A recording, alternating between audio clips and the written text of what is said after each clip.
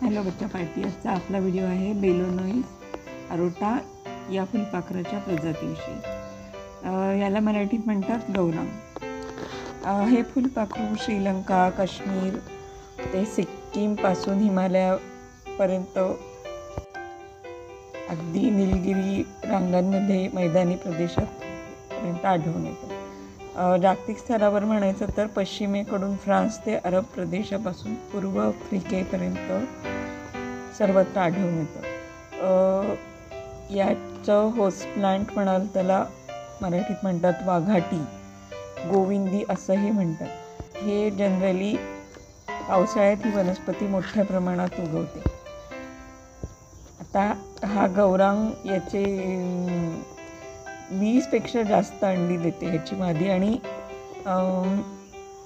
सुरवंट असे झुंडीनी असतात।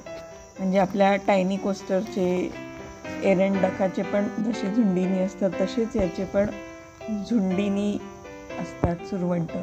आता हे तर माझ्या समोरच्या ओपन स्पेसमध्ये अगदी मॉर्निंग ग्लोरी किंवा काय म्हणतात आपलं गाजर गवत या सगळ्या वनस्पतींवर आढळून आले। तर असं हे फुलपाखरू तुमच्या आजूबाजूलाही दिसतंय का? नक्की बघा।